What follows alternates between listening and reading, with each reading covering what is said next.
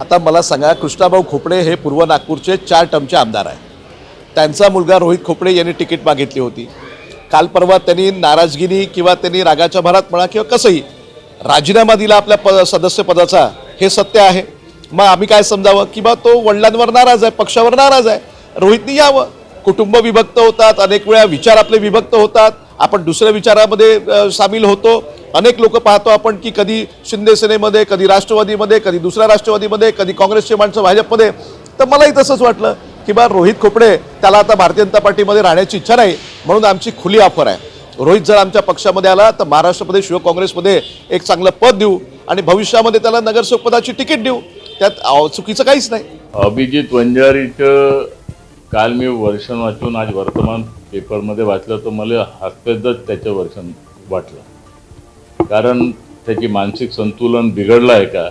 कारण या महानगरपालिकेच्या निवडणुकीमध्ये काँग्रेसच्या बूथपासून काम करणाऱ्या कार्यकर्त्याला त्यांनी साईड ट्रॅक केलं आणि मोठ्या मोठ्या पैसेवाल्यांना लक्ष्मी दर्शन घेऊन त्यांनी तिकीटा त्या ठिकाणी दिल्या.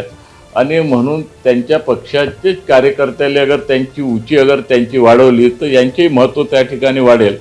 आणि म्हणून त्यांनी कुठंतरी माझ्या मुलाचा उपयोग करून माझ्या मुलाला भाजपमध्ये संधी मिळाली नाही, माझं थोडंसं डाऊन झालं, अशा प्रकारचं वर्षण त्यांनी करणं आणि त्याची मानसिकता कितपर्यंत झाली हे याच्यावरून स्पष्ट या ठिकाणी दिसते. माझा मुलगा असो की कोणताही कार्यकर्ता असो, भारतीय जनता पक्षामध्ये कार्यकर्त्याला फर्स्ट चॉईस राहते आणि उमेदवारी मागणं हा सगळ्याचाच अधिकार आहे.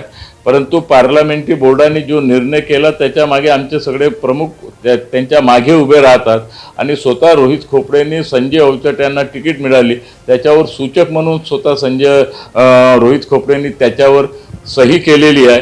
आणि हे मीडियाच्या माध्यमातून त्यांनी जे या पद्धतीने जे वर्षण करणं आणि म्हणून माझी त्यांना विनंती आहे का आपण आपल्या पक्षाचेच कार्यकर्त्यांची जरा उंची वाढवा, त्यांना जरा मोठं करा आणि तुम्ही लहान बना. तुम्ही 5 वर्ष आमदार असून 6वं वर्ष तुम्हाला लागला आहे.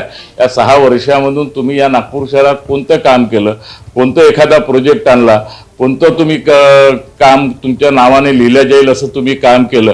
तुम्ही एक काम जरूर केलं आहे का आपले DED BEd जे काही कॉलेज असेल त्याच्यामध्ये किती फंक्शन येईल, अजून कशी वाढेल, त्याच्या तुम्ही आपल्या परिवाराचा विचार करून ते तुम्ही केलेलं आहे. परंतु राजकीय दृष्ट्या ज्या पद्धतीने तुम्ही जे वर्षण केलेलं आहे ते कोणत्याही दृष्टिकोनातून योग्य नाही आहे आणि तुम्ही अंगार लावण्याचा या ठिकाणी प्रयत्न करू नका. भारतीय जनता पक्ष हे सामान्य कार्यकर्त्याचा पक्ष आहे, कार्यकर्त्याला न्याय देण्याचा पक्ष आहे. काँग्रेसमध्ये आयात केलेले लोकांना न्याय भेटते. काँग्रेसची संस्कृती आता पुराणी संपली आहे आणि या नवीन संस्कृतीमध्ये जे नेते जे बनत आहे ते स्वतःच्याच परिवाराचा विचार करते, परिवारवादी ही पक्ष झाला आहे आणि त्याच्यामुळे काँग्रेसमध्ये अनेक प्रकारचे असंतुष्ट आहे. त्यांनी माझ्या मुलाची चिंता करू नका.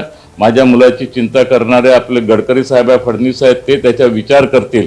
परंतु आपण आपल्या पक्षाच्याच कार्यकर्त्याची चिंता करा, त्यांचीच उंची त्या ठिकाणी वाढवा, जेणेकरून ते तुम्हाला शाबासकी तरी देतील. नमस्कार, मी रोहित कृष्णा खोपडे. सकाळी मला सोशल मीडियामधनं माहीत पडलं की अभिजित वंजारी यांनी मला काँग्रेसचा ऑफर दिलेला आहे. अभिजित वंजारी हे मानसिक रोगी झालेले आहे. हास्यास्पद वक्तव्य त्यांनी केलेलं आहे. पूर्व नागपूर हे काँग्रेस मुक्त झालेली आहे. त्यांनी त्यांच्या पक्षाचा विचार केला पाहिजे.